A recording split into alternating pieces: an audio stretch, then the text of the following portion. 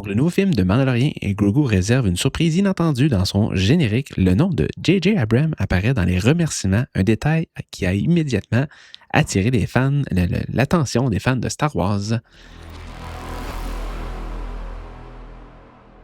Bonsoir tout le monde, j'espère que vous allez bien. Une autre nouvelle concernant le film de Mandalorian et Grogu, dans un article sur le site Big Geek, dans un article écrit par Jordan Severin. Donc, on retrouve les détails suivants.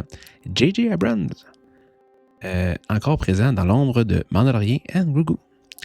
Donc, le nouveau film de Mandalorian et Grogu réserve une surprise inattendue dans son générique. Le nom de J.J. Abrams apparaît dans les remerciements, un détail qui a immédiatement attiré les fans, l'attention des fans de Star Wars.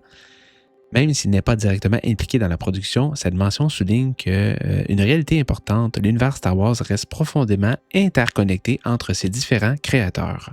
J.J. Abrams, qui a déjà réalisé les films de Star Wars épisode 7 de Force Awakens et l'épisode 9 de Rise of Skywalker, continue d'avoir une influence indirecte sur certains éléments de la saga.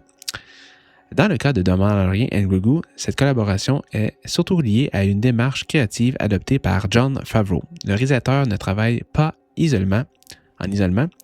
Il consulte régulièrement d'autres figures de la franchise pour assurer une cohérence de l'univers.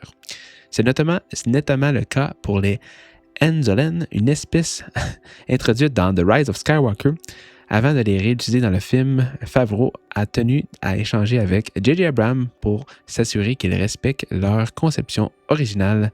Les Anzolan, j'ai l'impression, je veux juste aller revoir, là, mais c'est des petits bonhommes qu'on voit avec Grogu, qui sont cute dans le film. La même approche a été utilisée par Dave Filoni, autre figure centrale de la production de Lucasfilm. Pour l'intégration des personnages issus de l'animation comme Embo, Favreau a cherché à valider leur adaptation avec le créateur original, ce qui est bien. C'est bien que Jon Favreau fasse ça, qui demande aux personnes qui ont créé les personnages à l'origine. C'est bien, on voit une belle cohésion, au moins, à ce niveau-là. La même approche, donc, je vais reparler ma même phrase. Cette note montre une volonté claire d'éviter les incohérences entre les différentes œuvres de Star Wars, qu'elles soient introduites à l'issue du cinéma, des séries ou de l'animation. Même si Disney et Lucasfilm détiennent les droits de tous les personnages, cette consultation entre créateurs reste une marque de respect et de continuité artistique. Dans le cas des Anzolan, leur présence dans The Mandalorian et Grogu ne se limite pas à un simple clin d'œil, ils deviennent un véritable élément narratif intégré à l'histoire principale du film.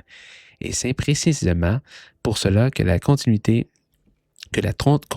de J.J. Abrams est mentionnée, même indirectement, elle s'inscrit dans cette logique de continuité créative entre les différentes époques Star Wars.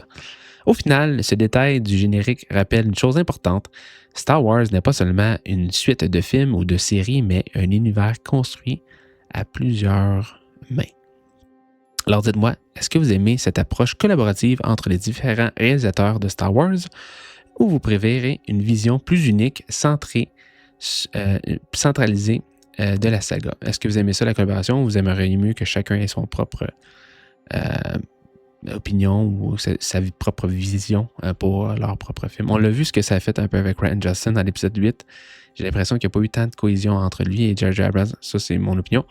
Rian Johnson a un peu fait à sa tête. Donc moi, ma réponse, je vais vous donner tout de suite mon opinion. Je pense que c'est bien d'avoir une cohésion entre les réalisateurs qui se parlent, que n'importe quel réalisateur peut arriver et avoir son silo là, d'idées.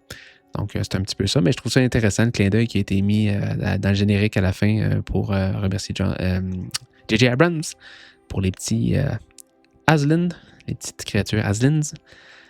Qu'on revoit dans Rise of Skywalker et rappelle, il y avait une scène dans Rise of Skywalker que C-3PO est reprogrammé, c'est par ces créatures-là.